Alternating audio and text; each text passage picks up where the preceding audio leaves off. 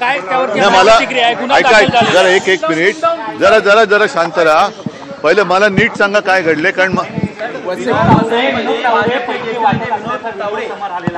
पैसे वाटतानाचा व्हिडिओ आलाय का समोर? मग आता हा व्हिडिओ कोणी बघायला पाहिजे? निवडणूक आयोगाने बघायला पाहिजे, कारण काल अनिल देशमुखांचं डोकं आपोआप फुटलं. आज पैसे जर वाटतानाचा व्हिडिओ असेल तर हे जादूचे पैसे आले कुठून, कोणाच्या खिशात जात होते? तर आत्ता मी गेलो तर माझे तुळजाभवानीच्या दर्शनाला जाताना माझी बॅग तपासली. मग यांच्या बॅगेतले पैसे आणि मग हे दगड तपासणार कोण?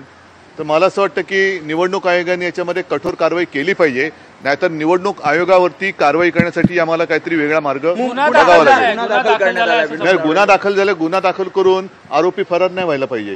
कारण असं काही ठिकाणावरनं मला माहिती मिळाली की काल सुद्धा कदाचित ते त्यांच्यातलं गँगवॉर असू शकेल. कारण काल नाशिकमध्ये यांच्या गटापैकी एक गट पैसे वाटताना काही जण फरार झाले असं ऐक्यू माहिती आहे. माझ्याकडे काही त्याच्याबद्दल पुरावा नाही. निवडणूक पक्षपातीपणाने हे घडलं असेल आणि तुमच्याकडे जर का व्हिडिओ असेल तर त्याच्यावरती कारवाई झालीच पाहिजे. कारण कायदा सगळ्यांना सारखा असेल तर तो यावेळेला दाखला.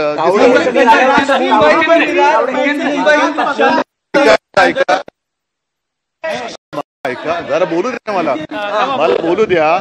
आता पहिल्या प्रथम तावडे जर का तावडीत सापडले असतील तर त्यांनी आतापर्यंतची सरकार कशी पाडली आणि कशी बनवली त्याचा सुद्धा पुरावा आहे.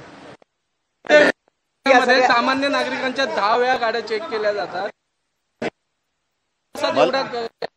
तेच म्हणायचं आहे की ज्या जागरूकतेने हे कटकारस्थान कपटकारस्थान जर घडलं असेल आणि ज्यांनी उघडकीस आणलं असेल तर त्यांचं कौतुक केलं पाहिजे. पण कदाचित हे त्यांचं आपापसातलं गँगवॉर सुद्धा असू शकेल. म्हणजे मला माहिती न मिळतं मी जे बोललो ते खरं आहे. भाजपांतर्गत संघर्ष भाजपांतर्गत असेल किंवा मिंदे आणि यांचा पण असू शकेल. कारण काल नाशिकमध्ये सुद्धा असेच व्हिडिओ काही समोर आलेत. तुमच्यापर्यंत पोहोचलेत की नाही मला कल्पना नाही.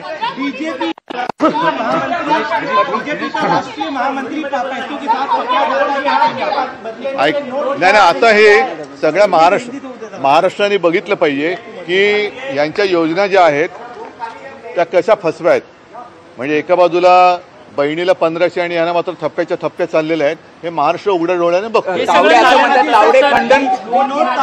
बीजेपी के राष्ट्रीय महामंत्री पैसे बांटले जातात. जर एक कोणतरी तावडे या सगळ्यांचं खंडन करतायत. आता हा शब्द खूप चांगला आहे की भाजप मिंदे आणि अजित पवारांचा नोट जिहाद आहे का? नोट जिहाद आहे का? म्हणजे बटेंगे और जितेंगे असं त्यांचं काय, बाटेंगे और बाटेंगे पैसा बाटेंगे और जितेंगे असं त्यांचं काय आहे का? ह्याचा आता छडा लागला पाहिजे. पण मी संपूर्ण महाराष्ट्राने उघड्या डोळ्याने पाहिलेलं आहे. त्याच्यामुळे महाराष्ट्रच काय तो उद्या निर्णय घेईल. बता दीजिए सर, अभी राष्ट्रीय महामंत्री एक बीजेपी के पकड़े जाते हैं पैसे के साथ, क्या कहेंगे आप? और नोट जिहाद का जिक्र करें आप. विनोद तावड़े जी को तो PhD मिलनी चाहिए. पिछले कुछ दिनों में उनकी तारीफ हो रही है कि कहीं कुछ राज्यों में उन्होंने सरकार गिराई, कुछ राज्यों में उन्होंने बीजेपी की सरकार बनाई. तो उसका क्या राज है वो बात आज सामने आई है. और ये बीजेपी का नोट जिहाद है. पैसा मतलब बांटेंगे, पैसा बांटेंगे और हम जीतेंगे, बांटेंगे और जीतेंगे, ऐसा कुछ लग रहा है. तो इसके ऊपर सख्त से सख्त कार्रवाई होनी चाहिए. अब देखते हैं चुनाव आयोग क्या कर रहा है. सिर्फ केस डालकर भागने की कोशिश नहीं होनी चाहिए या उसको भगाना नहीं चाहिए. कारवाई तो जरूर होनी चाहिए. ते खंडन करतायत.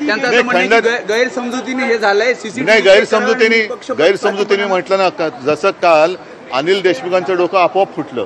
म्हणजे अत्यंत निर्घुण पद्धतीने राजकारण हे नेऊ इच्छित आहेत. जिंकण्यासाठी वाटेल त्या स्तरावर हे चाललेले आहेत. ज्या पद्धतीने अनिल देशमुखांवरती हल्ला झाला हा नुसता भ्याड हल्ला आणि त्याचा निषेध नाही.